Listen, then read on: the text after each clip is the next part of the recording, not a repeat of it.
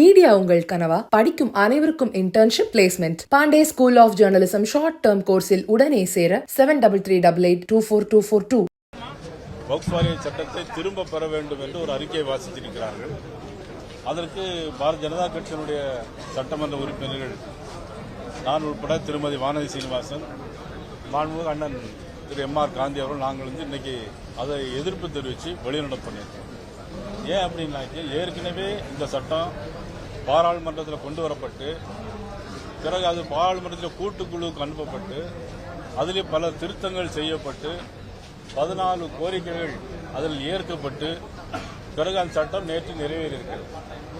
ஆக முதலமைச்சர் அவர்கள் இந்த 110 அறிக்கையில் இன்னைக்கு அதை எதிர்த்து எல்லோரும் திமுக கூட்டணி கட்சியை சேர்ந்த எல்லோரும் கருப்பு பேட்ச் அணிஞ்சு வச்சு இன்னைக்கு ஒரு கோஷம் போட்டிருக்காங்க. ஆனால் சட்டமன்றத்தை பொதுக்கூட்ட மேடையில் போடுறத போராட்டம் பண்றது எதிர்கட்சி வழக்கமாக பண்ணுவாங்க. ஆனால் சட்டமன்றத்தையே இன்னைக்கு போராட்டமாக மாற்றிருக்கிறது நம்ம முதலமைச்சர் அவர்கள் மாற்றிருக்கிறாங்க. உண்மை இதெல்லாம் ஒரு வருத்தத்துக்குரியது. மத்திய அரசு எந்த திட்டம் கொண்டு வந்தாலும் அதை எதிர்த்து ஒரு தீர்மானம் நிறைவேற்றுது. அது தாய்மொழி கல்வியில் படிக்கணும்னு சொல்றாங்க, அது இந்தி திணிப்பு அப்படின்னு சொல்றாங்க. பிறகு ஒவ்வொரு அறிக்கையும் இன்னைக்கு இஸ்லாமியர்களுக்கு எதிராக இந்த அரசு இருப்பது போல மத்திய அரசு இஸ்லாமியர்களுக்கும் கிறிஸ்தவர்களுக்கும் எதிர்ப்பு போல ஒரு மாயையை ஒரு கிரியேட் உருவாக்கி கொண்டிருக்கிறார். ஏன்னா 2024 தேர்தல் வர இருக்கிறது.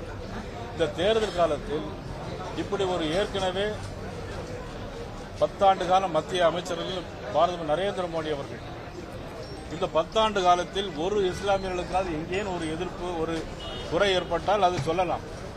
ஆனால் இது இந்த அரசு மாநில அரசு மத்திய அரசை இது இஸ்லாமியர்களுக்கு எதிர்ப்பு அரசாங்கம் போல ஒரு மாயை உருவாக்கி வாக்கு வங்கி அரசியலை தேடிக்கொண்டிருக்கிறது நமது முதலமைச்சர் அவர்கள் என்பது வருத்தத்திற்குரியது, வேதனைக்குரியது. அதிலும் குறிப்பாக சட்டமன்றத்தில் கோஷம் போடுவது எனக்கு தெரிந்த வரையிலும் இதுதான் முதல் முறை என்று நான் நினைக்கிறேன்.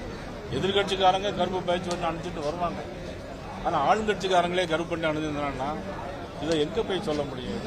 இது தேவையான ஒன்று இல்லை என்றுதான் நாங்கள் இன்னைக்கு வெளிநடப்பு பண்ணியிருக்கோம். 232 எம்பிஸ் எதிர்ப்பு தெரிவிச்சிருக்காங்க, அதையும் கேட்காம நிறைவேற்றாங்கிற ஒரு கருத்தையும் சொல்றாங்க. அது என்னன்னா பாராளுமன்றத்தில் நேற்று நிறைவேற்றப்பட்டாச்சு.